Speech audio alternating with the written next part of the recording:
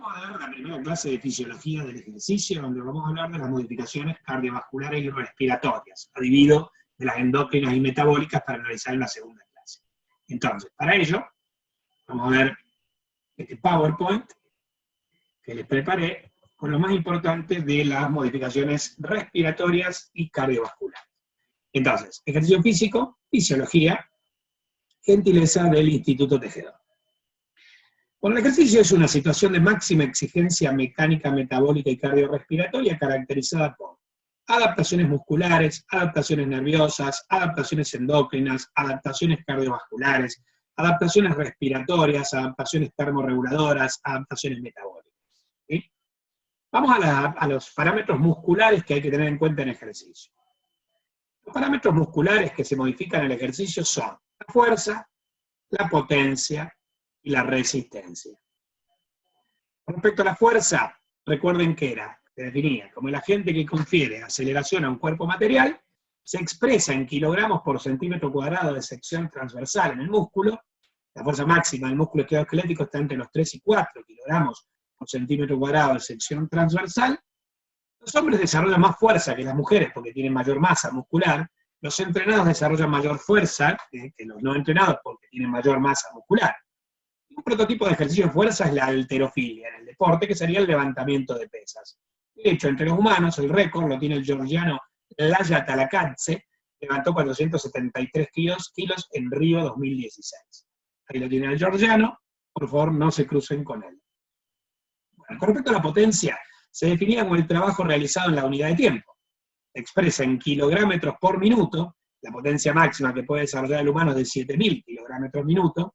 Depende de la masa muscular, de la proporción de fibras blancas del músculo, que son más rápidas para contraerse, de la actividad del sistema de los fosfágenos, es decir, ATP y fosfocreatina. El prototipo de un ejercicio de potencia es el velocismo, o sea, la carrera de los 100 metros llanos. En este tipo de ejercicio de potencia, el récord mundial lo tiene el jamaiquino Usain Bolt, con 9.58 segundos en Berlín 2009, lo tiene el jamaiquino.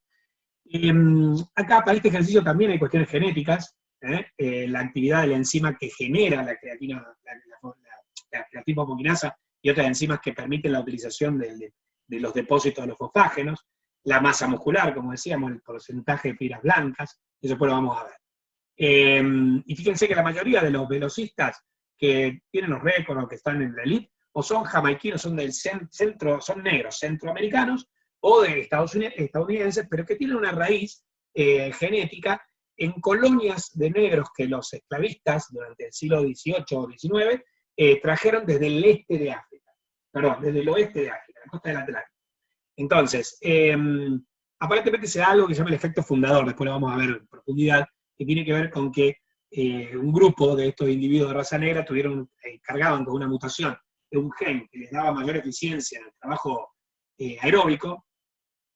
anaeróbico de potencia, y bueno, trajeron un grupo como esclavos de esta población africana hacia las primeras colonias centroamericanas y en Estados Unidos, y bueno, por una cuestión que en genética se llama el efecto fundador, cuando estos individuos se reprodujeron entre ellos, en la población se expandió, digamos, la cantidad de individuos que tenía, la proporción de individuos que tenían alterado este gen.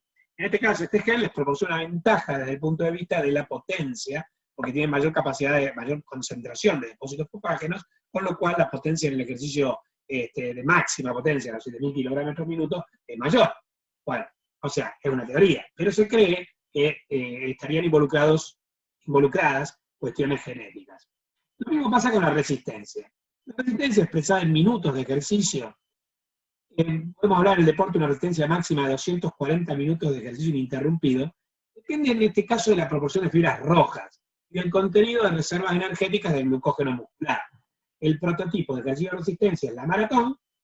El récord lo acaban de romper hace 2 años, el récord lo tiene el keniata Eliud Kipchoge, que la maratón de 42 kilómetros la realizó en 2 horas, 1 minuto, 39 segundos en Berlín 2018, y acá nuevamente tenemos una cuestión genética, ahí lo tienen a Eliud, y en este caso es que las personas de raza negra, pero del centro de África, particularmente en Kenia, tienen un 40% más de fibras rojas que en el resto de la población, incluso de raza negra. Con lo cual se ven, digamos, tiene una ventaja en el ejercicio donde la resistencia a la fatiga es crucial, como la maratón, dado que al disponer de más fibras rojas que tienen mayor resistencia a la fatiga, por tener mayor contenido de mioglobina, son capaces de realizar estos ejercicios con mayor eficiencia. Vamos a fijar también el prototipo del maratonista, no es el prototipo del velocista. A ver. Está, Usain Bolt. El velocista es un tipo muy musculoso, con mucha masa muscular para desarrollar mucha potencia. El maratonista es más bien el prototipo de individuo fibroso, con músculos pequeños pero bien marcados, con poca grasa, pero con mucho glucógeno muscular, con mucha mioglobina, más fibras rojas que blancas. Bueno, este es el prototipo de ejercicio de resistencia. Esos son los parámetros en cuanto a los parámetros mecánicos del músculo. Vamos a las modificaciones nerviosas. El ejercicio aumenta la actividad neuronal en las áreas motrices cerebrales, tanto las áreas motrices el área motriz principal como en las áreas motrices secundarias y suplementarias. Aumenta la actividad del sistema nervioso somático, aumenta la descarga de la vía motriz principal para contraer, digamos, los músculos necesarios para el ejercicio, pero también aumenta la descarga de la vía motriz secundaria para producir una regulación dinámica mientras el ejercicio se va produciendo, la coordinación del tono muscular, de la longitud muscular, mientras se realiza el ejercicio. También se modifica la actividad del sistema nervioso autónomo, en este caso aumenta la descarga del sistema nervioso simpático, mientras que disminuye la descarga del sistema nervioso autónomo parasimpático. El ejercicio se considera una situación de estrés, entonces se activa el sistema nervioso que prepara el cuerpo para situaciones de máxima exigencia, que en este caso es el simpático.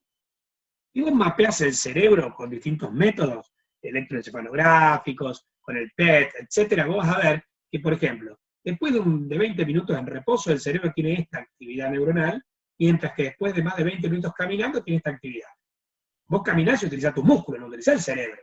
Sin embargo, sí utilizás el cerebro para controlar los músculos. Entonces la actividad cerebral aumenta significativamente en el ejercicio. Vamos a las modificaciones cardiovasculares. Durante el ejercicio, aumenta la frecuencia cardíaca más en los individuos no entrenados, aumenta el volumen sistólico más en los entrenados, aumenta el volumen minuto cardíaco 5 a 6 veces. Disminuye la resistencia periférica total si se trata de un ejercicio dinámico, ¿sí? Donde muchos músculos están activos y donde a causa de la redistribución de flujo hay vasoconstricción en algunos tejidos y vasodilatación en otros, predominando la vasodilatación por sobre la vasoconstricción, lo que trae aparejado en este tipo de ejercicios dinámicos una disminución de la resistencia periférica total. Aumenta la presión arterial sistólica, con pocos cambios en la presión arterial diastólica. ¿Por qué aumenta la sistólica? Porque la sistólica depende mucho del volumen cardíaco y este aumenta. ¿Por qué tiene pocos cambios la diastólica? Porque la diastólica depende de la resistencia periférica total y esta no aumenta. Siempre hablando de un ejercicio dinámico, porque también existen ejercicios estáticos. ¿Sí? En estos ejercicios estáticos, la resistencia periférica total puede aumentar y por ende puede aumentar la presión arterial diastólica. Bueno, lo que está claro es que la presión arterial media siempre aumenta, porque aunque la presión arterial diastólica no aumente, como siempre aumenta la presión arterial sistólica, y está en el denominador, en el numerador de la ecuación de la presión arterial media, que es presión arterial diastólica por 2 más, o 2 por presión diastólica más presión sistólica dividido 3, si aumenta la presión sistólica te va a aumentar la presión arterial. Bueno, ¿qué más pasa durante el ejercicio? Aumenta el flujo muscular, coronario, cerebral, de aquellos tejidos que se encuentran en gran actividad.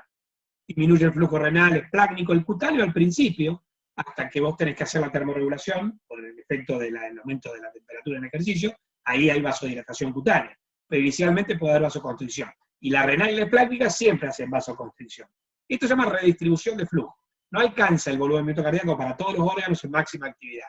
Entonces se reducen algunos órganos para aportarle a otros órganos. Aumenta la presión hidrostática capilar, lo que aumenta las fuerzas de filtración. Si se filtra más, se concentran las proteínas de los vasos y aumenta la presión coloidosmótica o oncótica capilar, con lo que aumentan las fuerzas de reabsorción. Aumenta el drenaje linfático para eliminar aquel líquido que se filtró pero no pudo ser reabsorbido, y aumenta el retorno venoso, igualando al gasto cardíaco, el volumen cardíaco, de tal manera de que no se pierda líquido en algún punto del circuito. ¿Estamos? Bueno, esas son las modificaciones fundamentales durante el ejercicio, vamos a analizar en profundidad algunas. El aumento del volumen minuto cardíaco en ejercicio se produce un aumento proporcional hasta el 60-70% de la VO2 máxima, mientras que a partir de ahí tiene un comportamiento no lineal con tendencia a estabilizarse. En reposo, el volumen minuto cardíaco es de 5 litros por minuto, tanto en individuos sedentarios, no entrenados, como en los atletas y en los entrenados. el esfuerzo máximo en un sedentario puede aumentar hasta 20 a 23 litros por minuto, mientras que en un entrenado te puede aumentar hasta 30 a 35 litros por minuto. Este aumento del volumen minuto de ejercicio, dijimos, mientras el ejercicio sea lineal, en ejercicios que, recuerden que la potencia del ejercicio puede ser hasta 7.000 kilogramos minuto. Hasta un 60-70% de la potencia máxima alcanzada es lineal. El gasto cardíaco aumenta en forma directamente proporcional al consumo de oxígeno, que aumenta en forma directamente proporcional a la potencia del ejercicio. ¿Estamos? Bien. Entonces, es directamente proporcional. ¿Cómo se regula el volumen minuto cardíaco en ejercicio? Bueno, a ver. Es que aumenta la frecuencia cardíaca y el volumen sistólico. ¿Por qué aumenta la frecuencia cardíaca? Porque se activa el simpático, porque si se distiende la aurícula aumenta el retorno venoso y se desencadena un reflejo de Bainbridge. También porque se inhibe el parasimpático junto a la activación simpática, entonces aumenta la frecuencia. ¿Por qué aumenta el volumen sistólico? Porque se activa el simpático y también aumenta el retorno venoso. Entonces, esto, al producir mayor contractilidad miocárdica, porque aumentó el tono simpático, y al aumentar la precarga, porque aumentó el retorno venoso, esto aumenta la contractilidad miocárdica, aumenta el volumen sistólico. Si aumenta el volumen sistólico y aumenta la frecuencia cardíaca, como el volumen minuto cardíaco se calcula como frecuencia cardíaca por volumen sistólico, aumenta el volumen minuto cardíaco. Bien. Dijimos, tiene que aumentar la frecuencia cardíaca y tiene que aumentar el volumen sistólico. Vamos a analizar el aumento de la frecuencia cardíaca en ejercicio. Los factores determinantes son los tipos de grupos musculares comprometidos. Mayores los miembros superiores que los inferiores. El género es mayor en las mujeres para una misma carga de trabajo absoluta y la edad disminuye con la edad. La frecuencia cardíaca en reposo es de 70 litros por minuto, 70 latidos por minuto en un sedentario, y baja a 50 latidos por minuto en un atleta. ¿Por qué? Después lo vamos a ver con el volumen sistólico, pero el volumen sistólico es de 70 en un sedentario y es de 100 en un atleta. El volumen minuto cardíaco es de 5 litros y 5 litros por minuto en sedentario y atleta. Entonces, si yo hago 70 por 70, o sea, 70 de frecuencia cardíaca por 70 de volumen sistólico me da 4.900 mililitros por minuto, o sea, 5 litros por minuto en el sedentario. Ahora, como el atleta tiene mayor volumen sistólico, en reposo, 100 mililitros de volumen sistólico, si yo hago 50 por 100, también me da 5 litros. O sea, a pesar de que el volumen minuto cardíaco es igual en reposo en un sedentario que en un atleta, la frecuencia cardíaca es mayor en el sedentario que en el atleta y el volumen sistólico va a ser mayor en el atleta que en el sedentario. Ahora, en el ejercicio intenso, la frecuencia cardíaca aumenta más en el sedentario que en el atleta. ¿Por qué? Porque el sedentario depende más de la frecuencia cardíaca que del volumen sistólico, porque el corazón no tiene tanta contractilidad como el individuo atleta.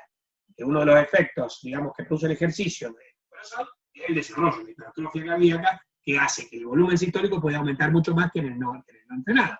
Con lo cual, la frecuencia cardíaca no aumenta tanto en el atleta. Esto es importante, porque el aumento de la frecuencia cardíaca puede llegar a ser peligroso. Así es, se establece que la frecuencia cardíaca máxima aceptable se calcularía en forma simplificada por esta fórmula, 220 menos edad. O sea, un chico que tiene 20 años podría suponer un aumento de frecuencia cardíaca máxima de 200 latidos por minuto. Pero si vos tenés 40 años, ya tendrías que llegar hasta los 180. Y si tenés 60 años, tendrías que llegar hasta los 160. Porque, ¿qué es lo que pasa a frecuencias cardíacas muy elevadas? A frecuencias cardíacas, cuando la frecuencia cardíaca aumenta el llenado, en la ecuación y aumenta el volumen sistólico, aumenta la ecuación de volumen minuto cardíaco, aumenta el volumen minuto cardíaco al multiplicarlo por el volumen sistólico, que va a ir aumentando. Pero ¿qué pasa? A frecuencias cardíacas muy elevadas, el corazón se llena menos. Se puede terminar cayendo el volumen sistólico. Entonces, por más que aumente mucho la frecuencia cardíaca, si el volumen sistólico disminuye, el volumen minuto cardíaco va a caer. Quiere decir que frecuencias cardíacas muy elevadas contribuyen a una caída del volumen minuto cardíaco, pero por caída del volumen sistólico, porque el corazón se llena en diástole, no se llena en sístole. Y a medida que aumenta la frecuencia cardíaca, se hace expensa de una disminución de la diástole, no de la sístole. Cuando la frecuencia cardíaca es de 70 latidos por minuto, la sístole representa un tercio del latido y 2 tercios lo representa la diástole, que es cuando el corazón se llena. Bien, cuando se carga de sangre para expulsar, cuando va a ir aumentando la precarga. En cambio, a una frecuencia de 200 latidos por minuto, se invierten los tiempos. 1/3 del ciclo cardíaco lo representa la diástole, 2 tercios la sístole, con lo cual el corazón empieza a llenarse más dificultosamente. Bueno, hay otra fórmula que está formulada por Tanaka en el 2001, donde el cálculo sería 208 menos 0,7 por edad de año. Una fórmula que, según estos métodos de estudio de Tanaka, es más precisa. Bien, sea cual fuere la fórmula, vos disponés de una frecuencia cardíaca máxima según tu edad. Bueno, con respecto al volumen sistólico, el reposo es de 75, 70, 75 mililitros en el sedentario, de 100 mililitros en atleta, lo que le decía antes. En ejercicio intenso, un sedentario te lo aumenta hasta 110. Un atleta te lo puede aumentar hasta 165.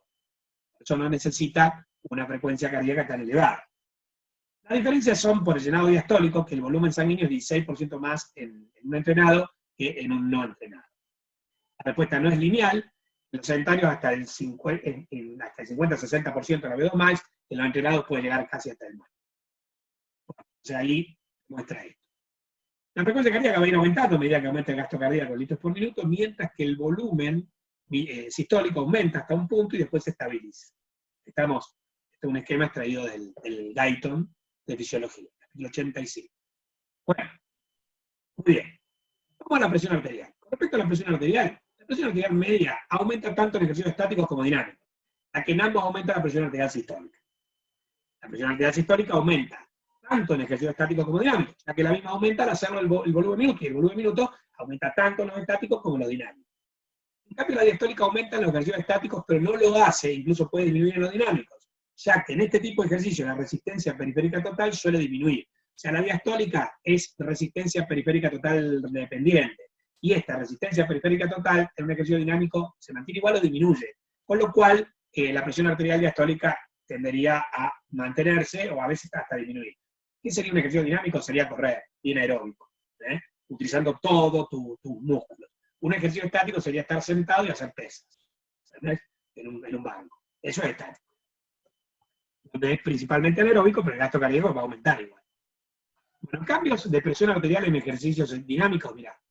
Aumenta la presión sistólica a medida que aumenta el gasto cardíaco, la presión intraabdominal y la presión intratorácica, mientras que la diastólica se comporta igual que la resistencia periférica total, que puede incluso disminuir. ¿Estamos? Pero la presión arterial media va a aumentar. Ahora, mirá lo que pasa en un estático. En un estático no hay vasodilatación de los miembros. Esto aumenta la resistencia periférica total, en lugar de disminuirla, porque los miembros prácticamente no se mueven. Entonces te aumentan tanto la sistólica como la diastólica, aumenta la presión arterial media, y te aumenta, pero especie, un aumento de sistólica y un aumento de diastólica. Desde el punto de vista de la salud cardiovascular, es mucho más recomendable un ejercicio dinámico, como salir a correr, bien aeróbico, estático. Bueno, aumenta el retorno venoso en ejercicio. Diversos factores aumentan el retorno venoso.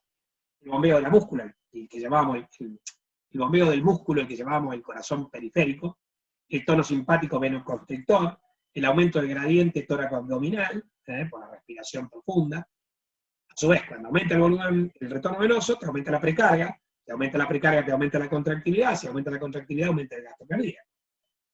Ahí tenés, el retorno venoso te aumenta por el bombeo muscular, por el aumento del tono venoso, o sea, el tono simpático venoconstrictor, por la bomba aspirativa torácica, y al aumentar el retorno venoso, te aumenta la frecuencia cardíaca, te aumenta el volumen sistólico, te aumenta la contractilidad, mejora el gasto cardíaco, aumenta la precarga. Bueno, el último aspecto, en fisiología cardiovascular en ejercicio que tenemos que analizar es la redistribución de flujo, eso que mencionábamos antes. En ejercicio se produce vasoconstricción renal, esplácnica, cutánea inicialmente, y vasodilatación muscular, coronaria, cutánea finalmente cuando hay que realizar termorregulación. La modificación de la circulación en paralelo se da así. Si vos tenés, este gráfico se interpreta de la siguiente manera.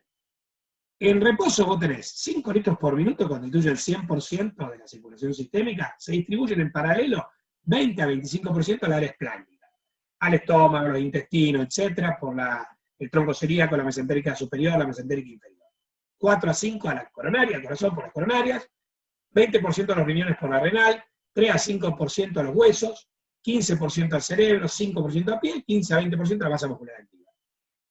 En ejercicio, el volumen minuto cardíaco puede aumentar de 5 a 25 litros por minuto, distribuidos distintos. Ahora, el 80-85% va a ir a la masa muscular activa, 3-5% a la circulación esplácnica, 4 a 5 a las coronarias, 2 a 4 a los riñones, 0,5 a 1% a los huesos, 3 a 4 al cerebro, a la piel, dependiendo del mecanismo de termorregulación. No es lo mismo en clima frío que en clima cálido, en clima húmedo, que en clima seco, No es lo mismo al inicio del ejercicio que al final del ejercicio, individuo entrenado, no entrenado. Esto lo vamos a ver en las modificaciones termorreguladoras, así que esto es un porcentaje variable. Ahora, ojo con este gráfico. No lo pueden interpretar así. Área espláncnica, 20 a 25%, 3 a 5 disminuyó, porque ahí te coincide. Es verdad que la circulación espláncnica disminuye en ejercicio. Renal, 20% en reposo, 2 a 4 en ejercicio, bien, disminuyó, está bien. Pero, por ejemplo, la coronaria se mantiene 4,5, 4,5. Pareciera como que el flujo coronario no aumenta, no. Este es el porcentaje del total. Sigue representando un 4 a 5% del total. Ahora, si esto es 4 a 5 de 5 litros, no es lo mismo que el 4 a 5% de 25 litros. ¿Entienden? Entonces, en la circulación coronaria, en realidad, aumentó. Si se mantiene, está aumentando. Por ejemplo, la coronaria, 15%, la cerebral, 15% a 3-4%. Disminuyó, pero 15% de 5 litros respecto al 3-4%, 25 litros, está más o menos coordinado. No es que hay una disminución, una vasoconstricción cerebral. ¿Entienden? A ver, en 25%, el 10% serían 2,5, el 1% sería 0,25, por 4 sería 1 litro por minuto. Y de 5 litros, el 10% es 0,50, el 5% sería, el 15% sería 0,75. O sea que aumenta en realidad la circulación cerebral de 750 mililitros por minuto a 1000 mililitros por minuto. A pesar que en el porcentaje vos veas que disminuye. Entonces, repito, este es el porcentaje respecto al total. Y vos lo que vas a ver es que cuando aumenta el volumen cardíaco 5 a 25 litros por minuto, se aumentó 5 veces, el que aumentó el porcentaje de la masa, del flujo sanguíneo que va a la masa muscular activa. Disminuyó el porcentaje que va al área espláncnica, disminuyó el porcentaje que va a los riñones, disminuyó el porcentaje que va a los huesos, disminuyó el porcentaje que va al cerebro, y se mantuvo el porcentaje que va a las coronarias. Respecto al porcentaje. Ahora, si tenemos que hablar de en qué territorios aumentó o disminuyó en términos absolutos el flujo, el área espláncnica disminuye, el área coronaria aumenta, el área renal disminuye, el área ósea disminuye, el área cerebral aumenta, el área cutánea, dependiendo de la termorregulación, y el área muscular aumenta. Bueno, ¿por qué algunos vasos sufren vasoconstricción y otros vasodilatación? Hay 3 factores implicados. El primero es que algunos vasos tienen receptores alfa-adrenérgicos que causan vasoconstricción en respuesta a las catecolaminas, mientras que otros vasos tienen receptores beta-adrenérgicos que causan vasodilatación en respuesta a las catecolaminas. ¿Qué pasaba con los receptores alfa? Recuerden cuando vimos autónomos. Los alfa estaban asociados a la proteína GQ. La proteína GQ estimulaba la fosfolipasa C. La fosfolipasa C estimulaba el aumento del IP3. El IP3 abría canales de calcio en el REL. Esto provocaba aumento de la concentración de calcio intracelular y esto provocaba mayor contractilidad del músculo liso vascular. Y esto provocaba vasoconstricción. ¿Qué pasa con los receptores beta? Los receptores beta están asociados a la proteína GS. Esto estimula la enzima de lirciclasa. Esto aumenta las concentraciones de AMP cíclico que cierra canales de calcio del REL en el músculo liso. Al disminuir la concentración intracelular de calcio, el músculo liso se relaja. Al relajarse el músculo liso se produce vasodilatación. Otro factor podría ser la presencia de fibras simpáticas vasodilatadoras polinérgicas en el músculo estriado-esquelético. Se ha propuesto en algunos modelos animales como el gato, les decía yo, no se ha demostrado su presencia en los humanos.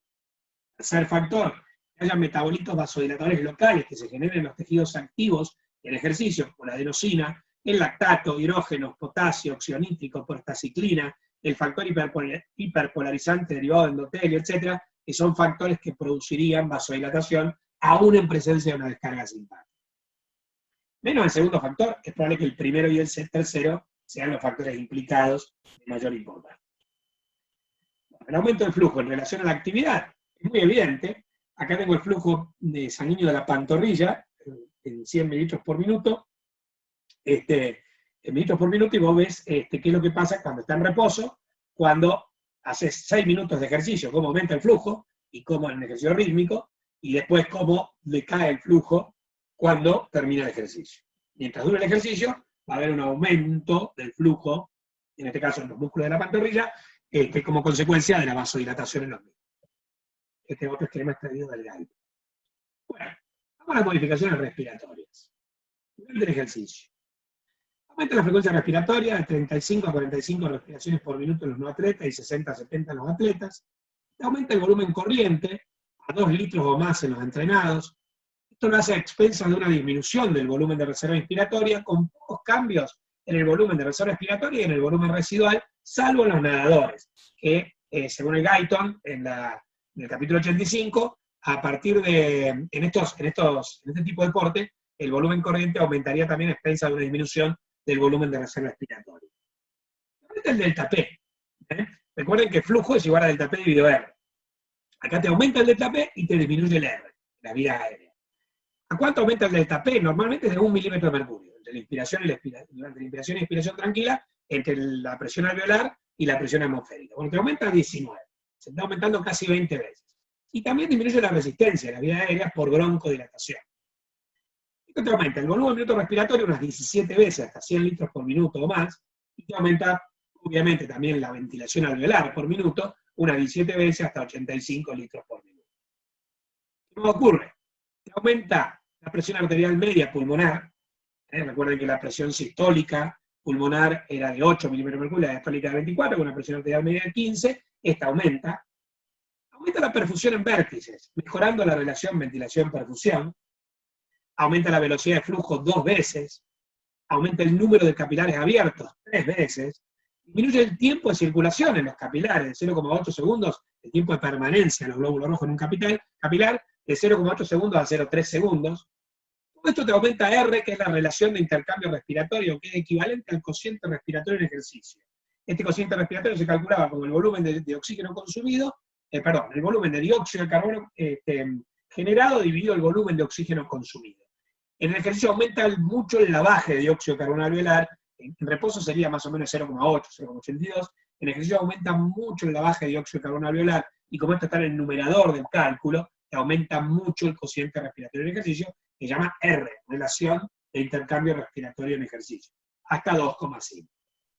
Bueno, esos eran los cambios principales, vamos a analizar algunos. Vamos a analizar la relación entre el consumo de oxígeno y la ventilación pulmonar. Es directamente proporcional. Aumenta el consumo de oxígeno, aumenta la ventilación pulmonar en litros por minuto. En ejercicio, el aumento de la ventilación pulmonar es el ajuste respiratorio más importante que se produce en la actividad física. La ventilación se modifica antes, durante y después del ejercicio. Se regula de la siguiente manera. Por mecanismos nerviosos centrales, el comando central, en el centro integrador hipotalámico, en la corteza motora como estímulo central, por fenómenos de potenciación a corto plazo, mecanismos químicos, los quimioreceptores centrales y periféricos, que son carotídeos y aórticos, pero fundamentalmente la bifurcación carotídea, y otros mecanismos con los receptores de los propios músculos, o sea, los propios receptores, mecanoreceptores, también los nociceptores y metaboreceptores, receptores cardíacos, la teoría cardiodinámica, los receptores del ventrículo derecho, los receptores de la temperatura, que están en la piel y que le informan al hipotálamo del aumento de la temperatura corporal. Todo eso te puede aumentar la ventilación. Bueno, o sea que, por ejemplo, el centro regulador de la temperatura, los receptores pulmonares, los quimioreceptores periféricos, aórticos o carotídeos, los mecanoreceptores musculares, los mecanoreceptores de las articulaciones, los receptores de distensión en la aurícula y en los ventrículos, los receptores cutáneos de la termorregulación, todo esto converge hacia el centro regulador de la temperatura, también en los estímulos provenientes de la corteza motora, convergen hacia el centro regulador de la temperatura, convergen hacia el grupo respiratorio ventral, que estimula el grupo respiratorio dorsal, y así en ejercicio te aumenta mucho la ventilación. Gases sanguíneos durante el ejercicio. La PO2 y la PCO2 se mantienen muy próximas a la normalidad, aún en ejercicios muy intensos, demostrando así la extrema capacidad del aparato respiratorio para proporcionar una ventilación adecuada de la sangre, incluso durante los ejercicios intensos. Esto demuestra además otro punto importante. No es necesario que los gases sanguíneos se encuentren en valores anormales para que durante el ejercicio se produzca un estímulo de la ventilación. De hecho, la ventilación durante el ejercicio es estimulada por mecanismos neurogénicos, no por la modificación de los gases. Bueno, las fases de aumento de la ventilación en el ejercicio tenemos 3 fases. Una fase rápida, que depende del comando central, y el feedback que proviene de los músculos. Después, una fase 2 un poco más atenuada, que se da por la potenciación a corto plazo, por las modificaciones de la potasemia o calemia, por los quimioreceptores centrales, probablemente. Y después tengo una fase 3, donde se establece una meseta, donde la ventilación va acorde al ejercicio, según los quimioreceptores periféricos, y según los cambios de la temperatura. Entonces, en la fase 1 la ventilación aumenta bruscamente, reflejando su relación con el componente neural de la respiración, de la ventilación pulmonar, y con el inicio del movimiento al comenzar la actividad física. Esto se llama el efecto anticipatorio. Dura 30 a 50 segundos, un minuto, pudiendo incluso aparecer antes de comenzar la actividad física en sí, lo que se llama hiperpnea anticipatoria. Es evidentemente neurógena. Porque todavía el músculo no aumentó su demanda. Recién estamos en el primer minuto de ejercicio. En la fase 2, la ventilación aumenta más gradualmente. Acá intervendrían los químicos centrales, intervendrían las modificaciones del potasio. En la fase 3, la ventilación se estabiliza en 3 a 4 minutos de iniciar el ejercicio, y ya ahí a partir de los quimiosensores periféricos, del centro regulador de la temperatura. Bueno, eso es el ejercicio de carga, digamos. Ahora, ¿qué pasa si el ejercicio tiene una intensidad creciente? La ventilación aumenta linealmente respecto a la intensidad creciente del ejercicio o del consumo de oxígeno hasta más o menos 50-70% de la VO2 max. Pero a partir de esa intensidad, la ventilación aumenta desproporcionalmente en relación con el incremento del consumo de oxígeno. Este punto de inflexión en donde se pierde la linealidad se debe al aumento de los hidrógenos, que baja el pH, al aumento de la PCO2, que lleva a una hiperventilación por vía refleja. Esto no pasaba, los gases en sangre y el pH se modificaban muy poco en un ejercicio más o menos estable, digamos, a lo largo del tiempo. En cambio, cuando el ejercicio va aumentando a lo largo del ejercicio, la carga, la intensidad, ahí sí puede haber modificaciones de los gases y del pH. Entonces, el momento en que la ventilación pierde la linealidad en su incremento respecto al consumo de oxígeno o carga de trabajo, hace referencia a un concepto que es el de umbral respiratorio. Entonces, primero es lineal. Va aumentando la ventilación a medida que aumenta la carga del trabajo, la potencia del trabajo, pero por arriba del umbral, ahí pierde la linealidad porque empiezan a modificarse los gases sanguíneos, empieza a modificarse el pH, y eso puede estimular aún más la ventilación. Con respecto al efecto del entrenamiento sobre la VO2 max, vemos que a medida que te entrenás 2 días por semana, 4 días por semana, 5 días por semana, aumenta la VO2 max, ¿sí? Hasta un punto, más allá de las 6, 7 semanas de entrenamiento, que sigue aumentando, pero no demasiado. O sea, tenés un límite también. Bien, entonces, ¿qué pasa? Si te aumenta la VO2 max, también va a aumentar el umbral respiratorio, a partir del cual los incrementos de la ventilación dejan de ser lineales. Bueno, vamos al patrón respiratorio en el ejercicio incremental. A baja intensidad, es el aumento de la ventilación, se produce por incrementos tanto del volumen corriente y de la frecuencia respiratoria. Pero a altas intensidades, cuando el volumen corriente alcanza entre el 50 y el 60% de la capacidad vital, se produce un patrón taquipneico. Es decir, no puede aumentar mucho más el volumen corriente, entonces el aumento de la ventilación se hace a expensas de la frecuencia respiratoria. El aumento de la ventilación se debe exclusivamente al aumento de la frecuencia respiratoria, y el volumen corriente se mantiene constante o aumenta muy ligeramente. Frecuencia respiratoria y volumen corriente en ejercicio. El valor alcanzado por el volumen corriente, el esfuerzo máximo, está determinado en gran manera por la capacidad vital del sujeto y no suele ser superior al 65% de la capacidad vital forzada. La frecuencia respiratoria, en cambio, aumenta desde el reposo hasta el esfuerzo máximo de una persona de forma progresiva, observándose valores de 35 respiraciones por minuto en los sedentarios y hasta 70 respiraciones por minuto en los individuos entrenados. ¿Cuáles son los límites de la ventilación pulmonar? ¿Hasta dónde podemos estresar nuestro aparato respiratorio durante ejercicio?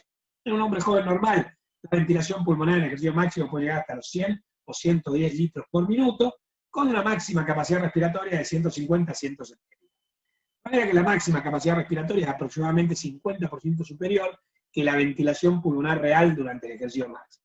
Esta diferencia proporciona un elemento de seguridad para los deportistas, concediéndole una ventilación extra a la que pueden recurrir en condiciones tales como el ejercicio en las grandes alturas, el ejercicio en condiciones de mucho calor, en las alteraciones del aparato respiratorio. Conclusión. Un aspecto importante es, el aparato respiratorio no es normalmente el factor más limitante en el aporte de oxígeno a los músculos durante el máximo metabolismo aeróbico muscular. Podemos afirmar en pocas palabras, ya que tiene un gran IMP, que la capacidad del corazón para bombear sangre a los músculos es normalmente un factor limitante mayor. Tengan en cuenta que el volumen minuto cardíaco te aumenta hasta 20 litros por minuto en un individuo no entrenado y hasta 30 o 35 litros por minuto en un individuo entrenado. Te aumenta 5 veces en un individuo, 4 o 5 veces en un individuo no entrenado, 6 o 7 veces en un entrenado. Ese es el factor limitante. El entrenamiento lo que tiene que tratar de lograr es una mayor capacidad de corazón para aumentar su volumen minuto cardíaco. Bien. Esto lo he sacado del Judy, es decir, el Cellcurt, el capítulo escrito por Judy, que es el capítulo 29, Fisiología del Ejercicio. También del Guyton, saqué varias gráficas, el capítulo 85 de la edición 10, el capítulo 84 de las ediciones anteriores, y del libro de Fisiología del Ejercicio como el Chícharo Vaquero y como el Barbani, que es Fisiología del Ejercicio y del Entrenamiento, que son específicos de ejercicio. Bien, queridos. Dijimos que el ejercicio físico es una situación de máxima exigencia mecánica, metabólica, termorreguladora, respiratoria, en la cual se producían cambios nerviosos, cambios mecánicos musculares, respiratorios, cardiovasculares, endócrinos, metabólicos y termorreguladores. Hablamos de lo que está más centrado en fisiología, que son los cambios cardiovasculares, neurales, respiratorios, etc. Y dejo para la segunda clase lo que está más relacionado con la química, los cambios metabólicos, el perfil endocrino que garantiza esos cambios metabólicos y los cambios termorreguladores. Un tema de la fisiología, pero que se relaciona íntimamente con el metabolismo. En la próxima clase les explico eso y con eso terminamos fisiología de ejercicio. Bueno, queridos polluelos, sigan cuidándose. Nos vemos la próxima.